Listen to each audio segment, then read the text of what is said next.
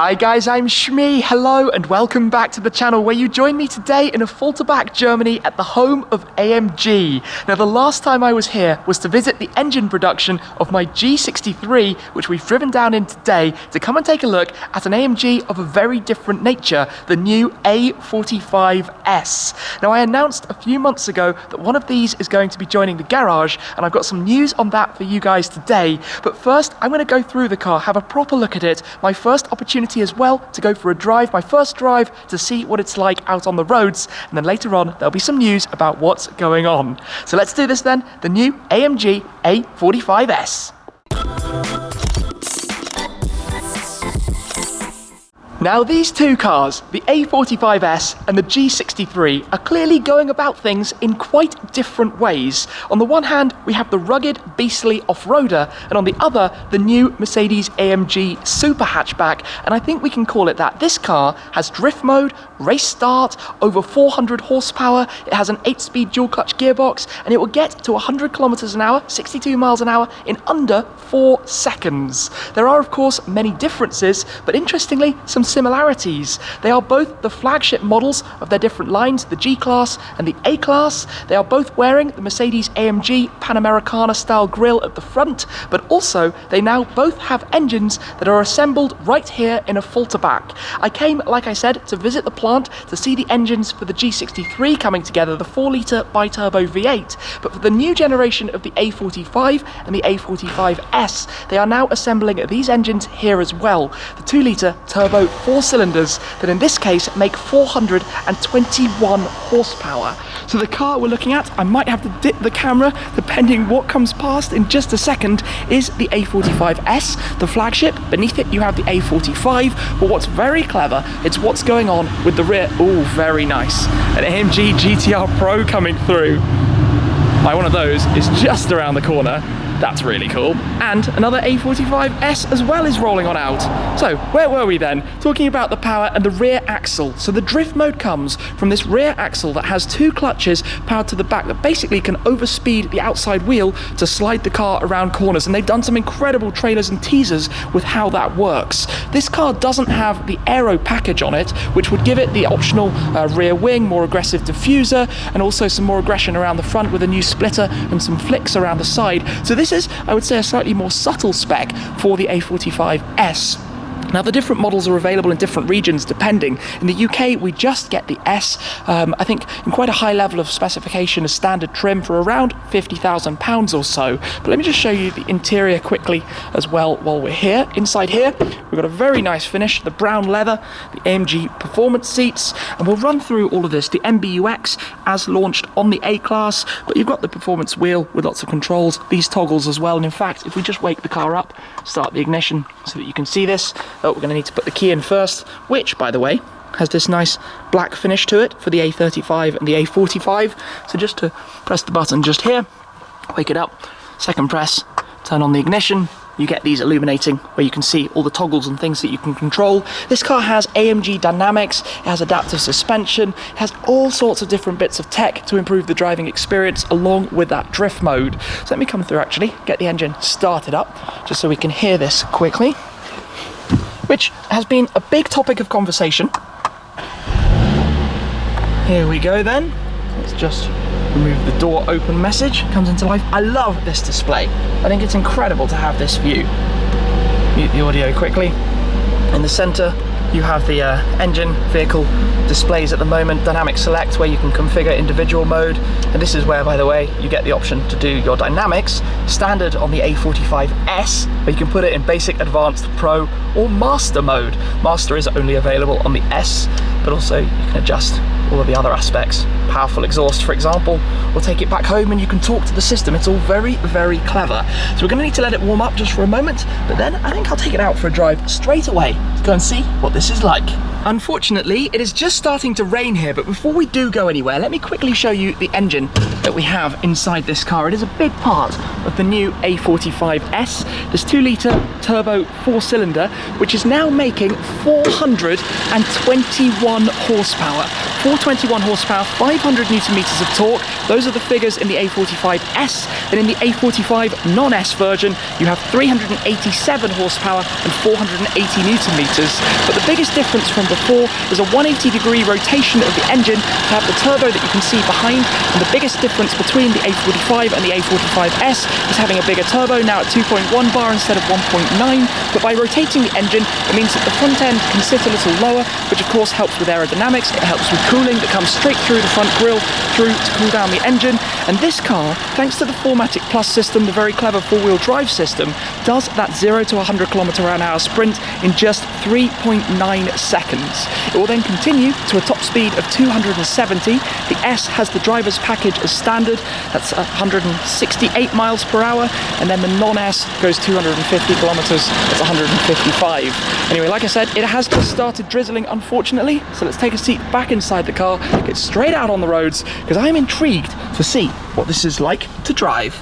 I love being in a place like this because you never know what is going to be around. Of course, this is the centre of all things AMG. Today though, let's focus on the A45S. I guess I could say my future car, to experience a first drive, and I literally haven't even moved it yet. So let's pop it into gear, down with the right stalk. We're in comfort mode to begin with, so we will just get a gentle feel. I tell you what, I'm surprised by the amount of noise.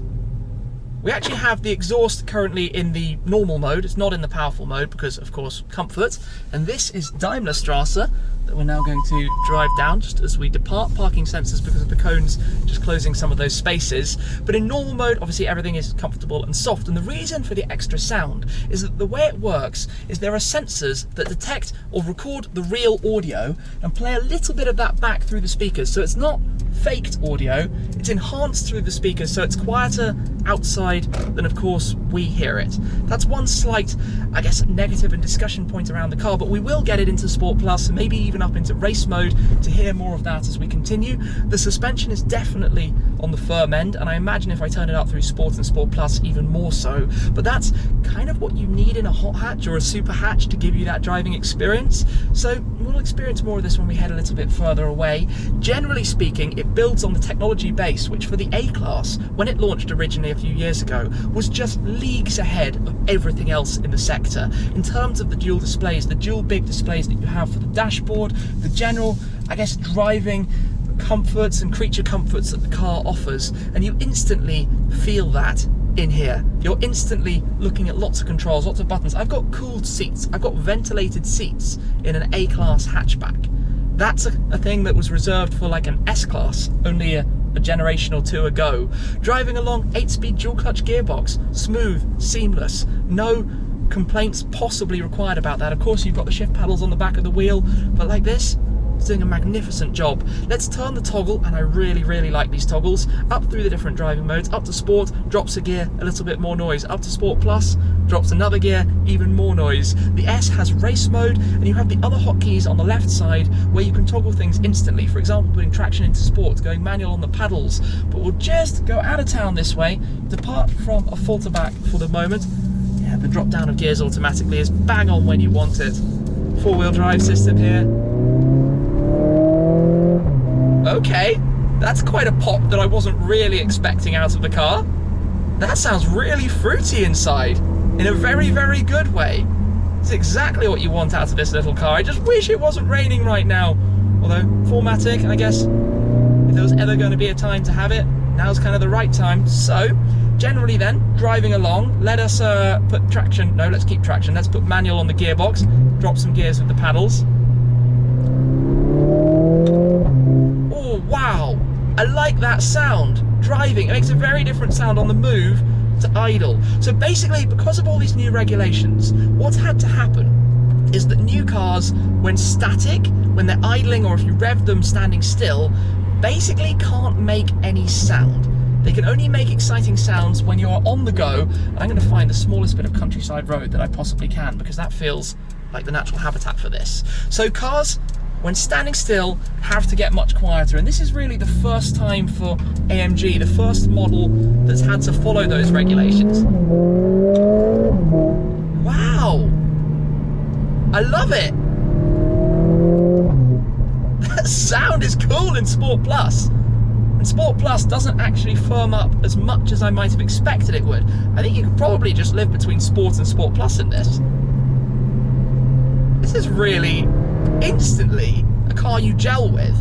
Now, there's been a lot of discussion around this. Let's not beat around the bush. Mr. Chris Harris was not a fan. I think everybody who's seen that on Instagram is probably aware. So I'm taking this cautiously to get an opinion myself of what I actually think about the car driving it and what it's like from the position of somebody buying the car or adding the car to the garage. And first impressions are not bad. I imagine it's a thing you have to get used to with the drift mode, to take the car out onto a racetrack or an airfield or a proper environment to do so, to learn and get familiar with that setting. And there's just the differences in the way the car drives compared to, what one's used to. The sounds, those pops, perhaps you could say they're a little bit artificial. They're not necessarily the real natural sound, but let's pop it straight into comfort mode actually. So we go into a 30 km/h zone, go into quiet chill mode, and I'm surprised it doesn't get quieter. I'm surprised that there's as much noise actually in here as there is. I thought maybe in comfort it would be completely silent, but it's the A45. It's a big price step up from an A35, by the way. It's about £15,000 more outright price tag wise. Oh, we've got to cross a little bit of construction here. Drive on through, paving the ground, I think. I'm literally exploring the back roads around Affalterbach at the moment with very little idea where I'm going, but that's part of the fun of testing a car, just discovering what happens and where you find yourself. But yeah, what I'm saying, it's a big step up, but it instantly feels like a worthy step up. I've experienced from the passenger seat up the Goodwood Festival of Speed hill climb, and that was quite something. And then as we exit the town, we can go back into Sport Plus mode. Super easy to do that with the toggle on the steering wheel. Get some of those pops out of it again. I'm surprised in a good way by the sound, because all of these reports said that the sound wasn't going to be good, but the sound inside is great. Now, that is potentially down to how much of it is piped back in, as opposed to what the car is naturally doing on the exterior, which is what you're more familiar with. But what you hear as the driver isn't a bad thing. My hopes of a test drive in the dry have gone completely out the window. The heavens opened, it's been raining cats and dogs, I'm still in Sport Plus mode, but also you have race mode, which dials it up even more, but probably not suited to today's weather in the slightest. And if you go to the other end and go back through all the different modes, down through comfort, you actually also have your individual, get to that in a second, and slippery mode. Slippery mode reduces everything, well, increases traction, but reduces the throttle sensitivity, so basically not risking anything silly, and that's probably suited to the greasy roads we have right now.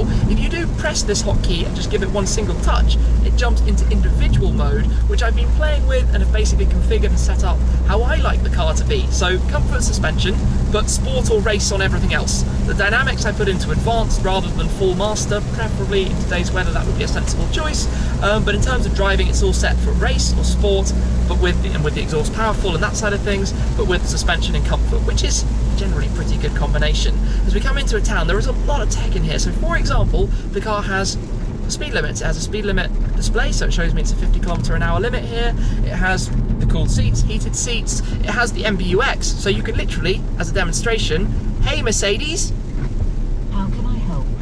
Turn the interior lighting red.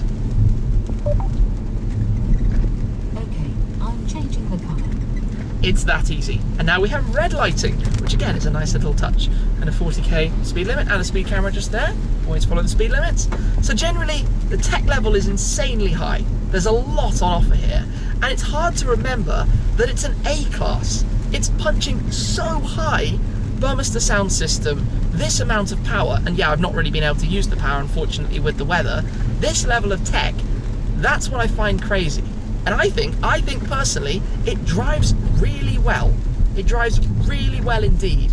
I love having all these gadgets. I love having these displays where you can see your live power usage, torque usage. You've got various different charts and things. I just think it's cool, it's funky, it's tech, it's the new era. And yes, it's being a challenge for Mercedes and AMG and all the other manufacturers to make a car exciting with regulations doing what they're doing now. WLTP, for example, meaning everything has to be super quiet, everything obviously has to be efficient. You have the OPFs, the new filters on the exhaust, basically part of that. But this is an astonishingly good effort, this car. I really, so far, I'm very impressed with this drive. Back out of town though, and even though it's wet, let's see how we are for traction. Yeah, pretty good. It's really quick. I mean, I expected it to be really quick, but even in these wet conditions, it's really quick. Point and shoot kind of thing, where you just get your foot on the throttle pedal and the car launches away.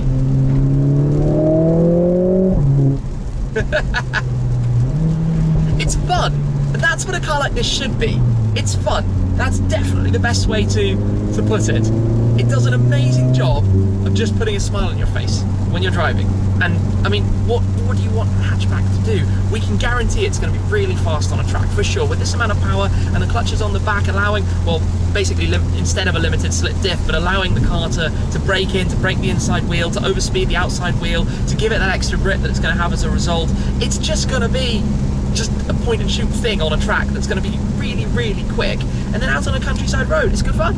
It would be even more fun if it wasn't raining, but that's, I think, is the best way to summarise this drive.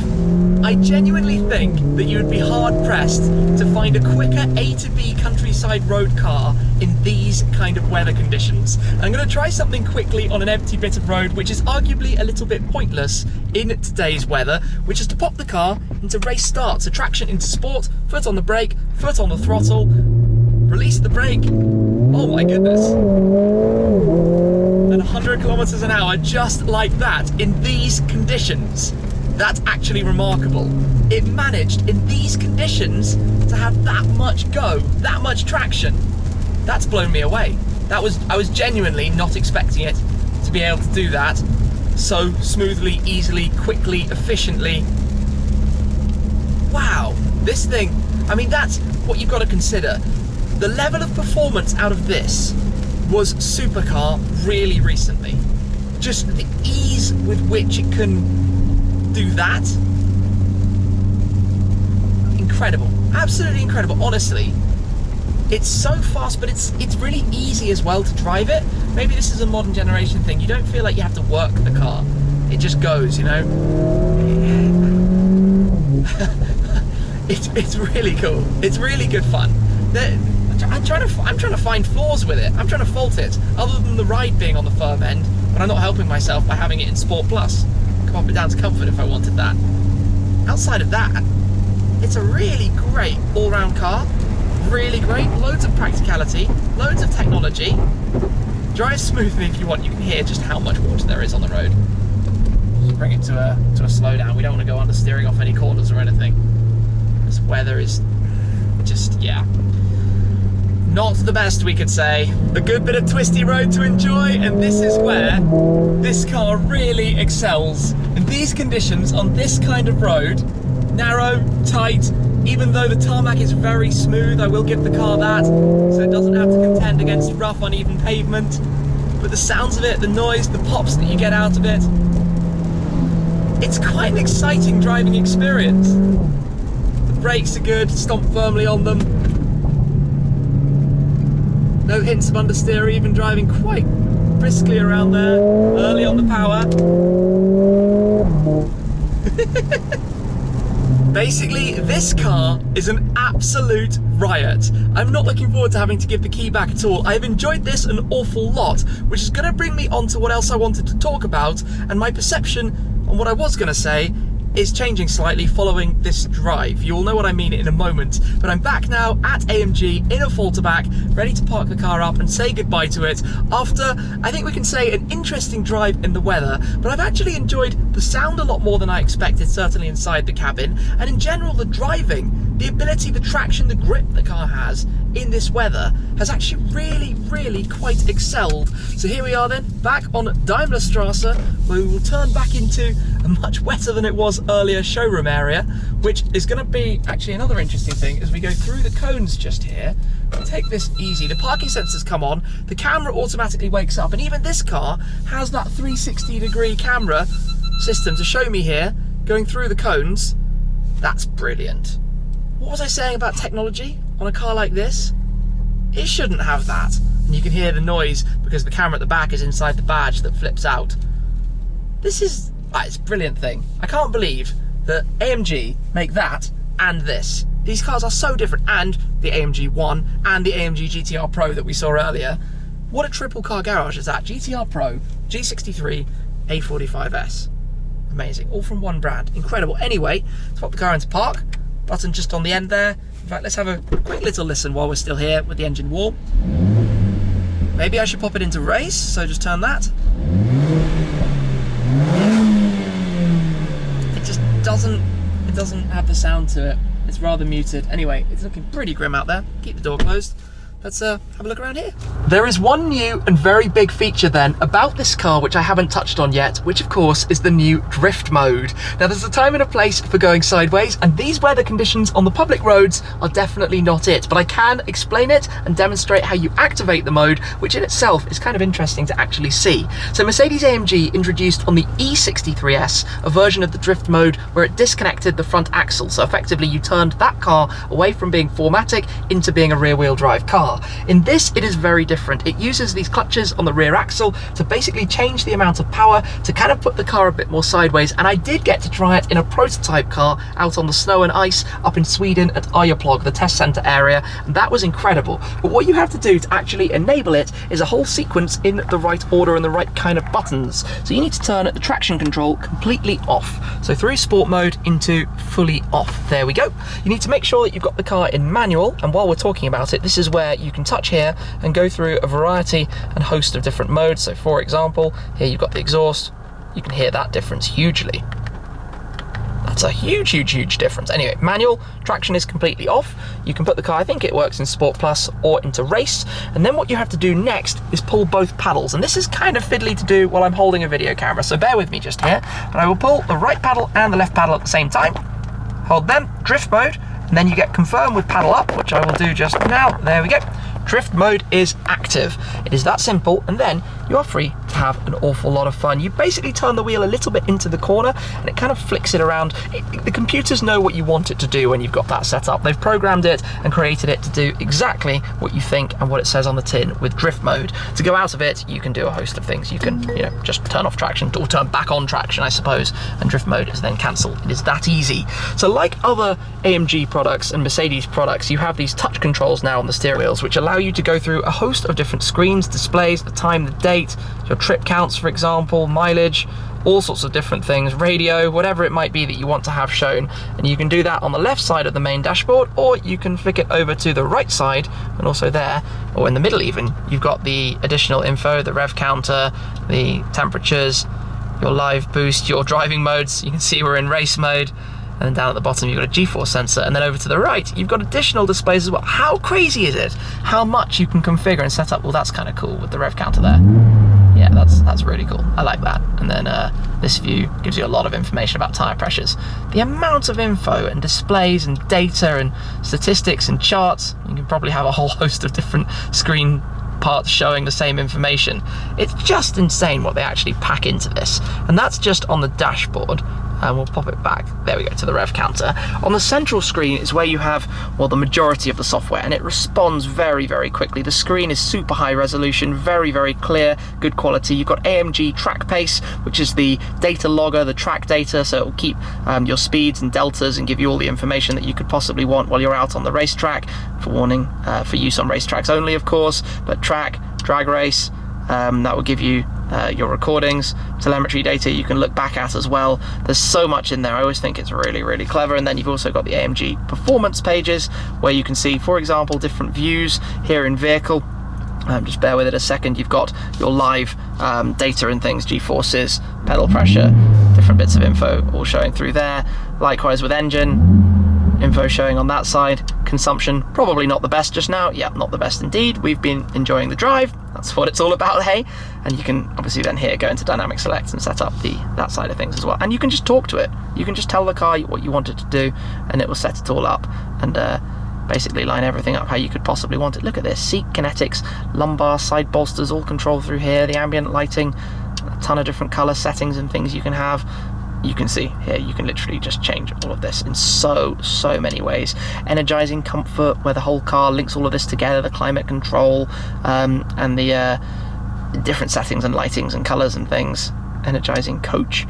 Yeah, there's so much, and I love this because you can play forever going through these different settings and just exploring and discovering what the car has available to it. And Mercedes Me Store, and then obviously the settings page at the far end. You can load that up and see some more. You've got a head-up display, you've got, that wasn't actually on for the drive, but you can press it and turn it on. There's so much to this. Assisted steering, parking sensors, lane guidance to keep you in the lane if you start drifting over to the side. All of the tech, the cameras, the traffic sign assist, lane keeping assist, brake assist, attention assist, traffic light view, blind spot assist, active lane change assist, route-based speed adapt. I think that's where the GPS literally knows where you are and adjusts your cruise control to the appropriate speed based on the speed limits it knows. There's so much in here. This is cool. This is cool. Right, I need to stop. I'm going to be playing forever if I keep going with that. The point is, the MBUX system offers so much to play with. You have some more basic seat controls versus the more premium Mercedes models, but still with memory functionality, electric rear and base, seat heating, seat cooling. Makes a funny noise when you turn that on, but it works very well. Kind of wafts some cool air at 3 different stages. Your mirror and window controls, some really decent sized door pockets as well, actually very practical. Up here you've got the light controls, the steering wheel we've touched on, you've got your cruise control on that side and your media functions on the other side. These very prominent air conditioning vents in the center above the climate control. Down here you've got some storage space, charging pad, cup holders, and that tidies away back under there. You've got the touchpad. This is your mode selector if you don't want to use the one on the steering wheel. Slightly defunct having 2 of the same thing, but hey, that was the more original integration. Your parking cameras, vehicle, hotkey, some navigation functions, and obviously the touchpad you can type on, and this kind of leather armrest as well you have just here to rest while you're typing. Manual for the gearbox, traction control, exhaust button, suspension setting to go through the various suspension modes that you have as well, Sport and Sport Plus. Open up the armrest. A decent amount of storage in here as well, some USB plugs. They very kindly provided some charging cables too. But all in all, comfortable seating position, great car to drive, loads of technology, very fun, and thankfully it looks like it's not actually raining all that much at the moment, so we can power it off, take a step outside. This is very much G-Wagon weather going on today, but this car, 4-wheel drive, 4MATIC Plus, hasn't exactly done a bad job of it. And in this spec, without the aero pack, it's actually quite subtle in its appearance. It doesn't scream and shout. I'm sure that I would want to go for it, and I believe 1/3 to 1/2 of customers probably will in total, slightly different in different markets. In some markets, that's actually standard to have the aero pack. So that would, of course, replace this almost ducktail spoiler that you have at the back with the much more aggressive and prominent one, the one that really kind of shouts super hatch or proper hot hatch, as the car to me actually is. That's what it's about. Comes on Michelin Pilot Sport 4S tyres, which is again a very good shout. So what's going on with my A45S? Let's touch on this. So I did put down a deposit to order one of these. I do love the car today a lot more than I thought I did. But as many of you will know, I've recently embarked on this huge adventure around the USA, which has kind of given me more invigoration to want to spend more time traveling and away from home. And if I'm away from home even more, do I need more cars at home? You can probably see where I'm going with this. And if I wasn't going to add one of these that I'm thinking about, is the A45S unfortunately going to be that car, which before today, based on what I had read, I wasn't expecting to love it quite so much. So that is pretty much what's going on. I need to think about it. Many of you will know the market for cars is not going particularly well at the moment, and for myself, I've got a lot of money tied up into a lot of different cars. Just need to think about it, keep my head screwed on, and not get a little bit too crazy and carried away, which is easy to do when you love cars and enjoy driving things like this quite so much. What I can say though is that this has really impressed me today. I've enjoyed driving the new A45S an awful lot. For today though, thank you very much for watching. As always guys, I'm going to wrap things up there, head back home in the G63, and I'll catch up with you again very soon. Cheers!